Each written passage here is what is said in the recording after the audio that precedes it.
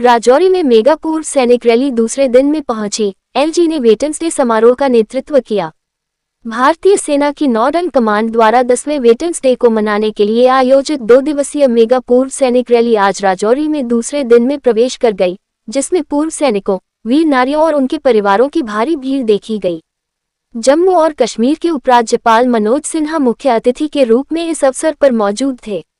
उनके साथ army commander northern command lieutenant general Prateek Sharma, GOC white knight corps lieutenant general PK Mishra, विधायक राजौरी इफ्तिखार अहमद, विधायक कालाकोट ठाकुर रणधीर सिंह, विधायक नगरोटा देवयानी राणा, दिग राजौरी पुंछ रेंज तेजिंदर सिंह, उपायुक्त राजौरी अभिषेक शर्मा और नागरिक प्रशासन, पुलिस, सेना और अर्धसैनिक बलों के अन्य वरिष्ठ अधिकारी भी थे। सेना के अधिकारियों द्वारा पूर्व सैनिकों, वीर नारियों और उनके आश्रितों को मौके पर ही सहायता प्रदान करने के लिए कई सुविधा और शिकायत निवारण स्टॉल लगाए गए थे, जिनमें पेंशन, चिकित्सा सुविधाओं, कल्याणकारी योजनाओं और दस्तावेजीकरण से संबंधित मुद्दे शामिल थे।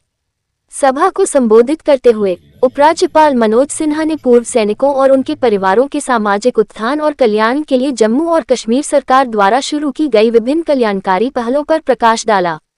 उन्होंने राष्ट्रीय सुरक्षा और शांति में पूर्व सैनिकों के अमूल्य योगदान की सराहना की और उनके कल्याण के लिए निरंतर समर्थन का आश्वासन दिया। Army commander northern command lieutenant general Prateek Sharma ने भी पूर्व सैनिकों और उनके परिवारों के लिए सेना द्वारा लागू किए जा रहे कल्याणकारी उपायों को गिनाया। उन्होंने सेना, पूर्व सैनिकों और नागरिक आबादी के बीच मजबूत बंधन को रेखांकित करते हुए कहा कि उनके सामूहिक समर्थन ने हमेशा राष्ट्रीय सुरक्षा को मजबूत किया है। हाल की परिचालन चुनौतियों का जिक्र करते हुए लेफ्टिनेंट जनरल शर्मा ने कहा कि ऑपरेशन सिंदूर के दौरान पाकिस्तान को एक कड़ा सबक सिखाया गया था, जो नागरिक आबादी के सहयोग और सेना के पूर्व सैनिकों के अटूट समर्थन से संभव हुआ। ये रैली पूर्व सैनिकों के बलिदानों का सम्मान करने के साथ साथ उनके कल्याण और गरिमा के प्रति सेना की प्रतिबद्धता को मजबूत करने के लिए एक मंच के रूप में काम कर रही है। साथी एवं सभी परिवारजनों को मैं नॉर्दर्न कमांड की ओर से हार्दिक स्वागत, अभिनंदन और आभार व्यक्त करता हूं। जम्मू कश्मीर के केवल सामरिक दृष्टि से ही नहीं बल्कि मानव संसाधन और सैन्य परंपरा के संदर्भ में भी राष्ट्र की सुरक्षा संरचना का एक महत्वपूर्ण स्तंभ है। लगभग 1.5 करोड़ की जनसंख्या वाले इस केंद्र शासित प्रदेश से भारतीय सेना में लगभग 4 से 5% प्रतिनिधित्व है, जो जनसंख्या के अनुपात में उल्लेखनीय योगदान है। इस क्षेत्र में विभिन्न समुदायों की रग रग में देश के प्रति बलिदान की एक अलग ही भावना है।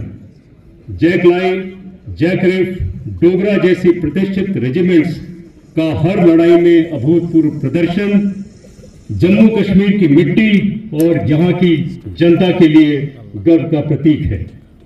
आज जम्मू कश्मीर में लगभग 45,000 भूतपूर्व सैनिक और 975 वीर नारियां निवास करती हैं।